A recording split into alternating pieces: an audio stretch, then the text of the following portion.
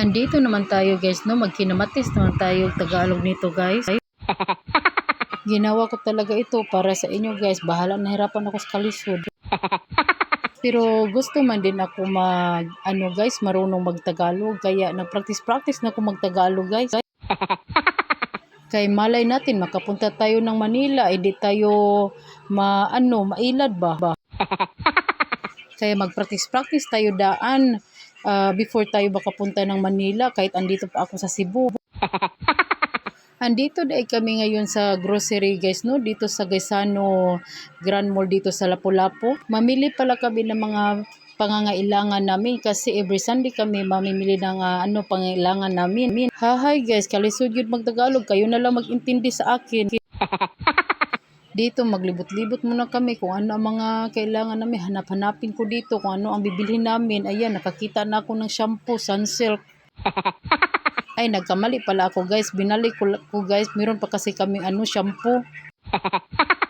Dito, maglibot-libot muna kami dito sa loob ng guys, grocery kung ano ang bibilin ko. Nalilito talaga ako guys. Iniwan pa kami ni Daddy Italiano na saan na kaya yun? Ano kaya ang binibili nun? Inis talaga ako ni Daddy Italiano kasi kahit ano lang ang mga binibili, hindi naman kailangan sa bahay. Bago kami umalis guys, sinabihan ko na yan, huwag kang kumuha ng marami ha, alam ko anong gagawin mo kapag mag-grocery tayo. Kasi guys, may listahan kasi ako guys, kasi hindi kami pwede kukuha guys, tapos pagdating ng counter guys, ang laki ng babayaran namin. Alam kong si Daddy Italiano, tanga talaga yun, kumuha, hindi naman kailangan sa bahay. Hi guys, kayo na lang talaga mag-intindi sa Tagalog ko kasi Bisaya kasi ako bisdak talaga ito. Hi, bahala kayo dyan guys kasi mag-practice talaga ako ng Tagalog kasi punta talaga ako ng Manila. May bala kasi ako puntahan yan si Bustoyo kasi meron ako ibibinta sa kanya. Kaya ngayon pala mag-practice na talaga ako magtagalog kasi kung magkita kami, nga ako. Kanina pa kami palibot-libot dito. Ang basket namin wala pang laman guys. Palingon-lingon din ako kasi nahanap si Daddy Italiano kung asan na yun. Ayan, meron na tayong biskwit na nakuha guys. Parang namingwit lang tayo nito kasi nakuha. Ayan, hanap pa tayo ng biskwit kasi ito guys, gusto ito ni Kirakit. Sabi niya, kinuha ko, binigay ko talaga sa kanya. Ayan, para talaga sa'yo yan, Kirakit. Alam ko, gusto mo yan. Buti na lang itong si Kirakit nakasakay sa sa cart. Kung hindi, guys, kuha naman ito. Ayan, nagturo naman ng ibang cupcake o biskwit. Ano ba yan? Pagdating natin sa counter, buslot-bulsa natin yan. Siya, sige, pagbigyan na lang natin. Okay, kunin mo na. Okay, nakita ko na si Daddy Italiano yan. Dito lang pala. Ayan. Ano kayo binibili nito? Ayan. Kuha ng kuha. Wala naman sa listahan. Pagdating sa cashier, buslot bulsa. Bumili pala siya ng rice dito. Kailangan namin yan. Ito, saan naman kaya ang punta nito? Ano naman kaya ang bibili nito? Ayan, sinay ko pa niya ang mga box dyan. Hindi naman kailangan yan. Alam kong tik itong si Daddy Italiano pero minsan walang kontrol sa pagbili.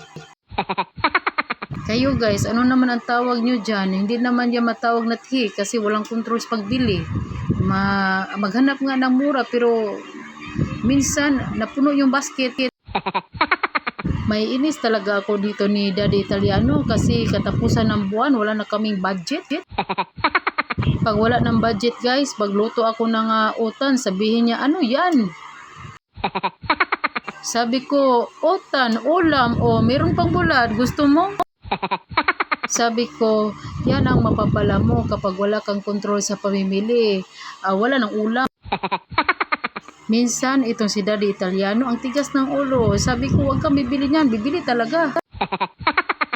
Kaya wala din siyang magagawa kapag magluluto din ako ng utan at bulad para sa kanya. Pero buti na lang guys, kakain siya ng bulad guys. Pero utan, bihira lang kakain siya ng utan. Yung bulad guys, kakain talaga siya guys. At yung merong guys, suka. Sabi ko, buti naman kakain ka ng bulad kasi kung hindi ka kakain ng bulad, edi kanin lang kakainin mo. Sabi pa nga niya guys, I love bulad. Sabi ko naman, edi wow. Sabi ko, Pilipino ka na talaga kasi kumakain ka na ng bulad. Yung ibang foreigner, ayaw niya ng bulad at baho pa nga daw. Believe lang talaga ako rito ni Daddy Italiano kasi kung magluluto ako ng bulad, hindi siya magreklamo sa akin. Yung ibang foreigner nagagalit pa nga kasi daw yung amoy, mabaho. Si Daddy Italiano parang wala lang, parang Pilipino lang. Pero si Daddy Italiano guys, hindi talaga yan mawawala yung niya, yung Italian food. Pag lunch, talaga ako, magluluto talaga ako ng Filipino food at saka siya kakain din siya. Pero pag gabi guys, maghahanap talaga siya ng Italian food, magluluto talaga siya ng mga pasta niya. Pag nagluluto si Daddy Italiano ng mga Italian food for dinner guys, kakain din ako guys.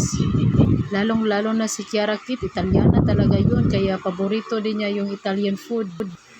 Hahay, nawawala naman yung Daddy Italiano namin. Saan na kaya yun? At ano na kaya yung binibili nun?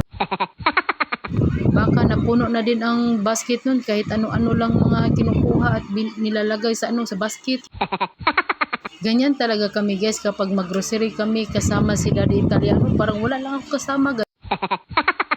Kasi paiba talaga yung destinasyon niya guys at kung ano-ano lang kukunin guys pag magkita kami sa cashier guys. Uy, ang dami naman ng laman ng basket mo. Minsan kinukurot ko talaga yung bulog guys kasi ang kulit kasi guys. Sabi ko wag kang kuha ng kuha kasi ang budget natin naka-budget na talaga ito. Itong mga kinukuha ko, binibili ko, importante naman ito. Isang linggo itong ginagamit namin guys kasi every week kami mag-grocery. Kisya, kahit hindi kailangan, kunin talaga. Kaya makukurot ko talaga yung bulog guys.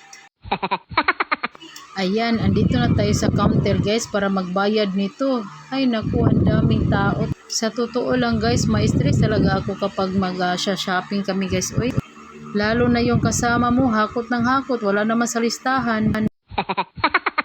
May stress talaga ako guys sa mga bayarin guys ba. Kaya pagdating sa cashier, ang laki ng babayaran ko guys. Ayan na yung pinamili namin. Ang dami isang basket talaga. Magkano kaya yan? Walang problema sa akin yan guys kapag may sahod na tayo sa Facebook na milyon-milyon. Kahit ilan pa yung hakot ni Daddy Italiano, wala akong pakialam kasi meron akong milyones. Hanggang ngayon guys, wala pa rin talaga akong sahod sa Facebook guys. Kailan pa kaya? Boss Mita, baka naman sahuran mo na ako. Para may pambayad na ako sa mga grocery ko. Kasi itong kasama ko na si Daddy Italiano, wala talagang pakialam kahit magkano babayaran. Parang milyonaryo lang ang pig. Kahit hindi naman. Minsan hindi ko siya maintindihan kasi minsan tihik. Minsan walang pakialam kung anong bibilhin. Ako, nagproblema talaga ako kapag kami magsha-shopping kasi iniisip ko rin na ang budget namin nagkumbitay.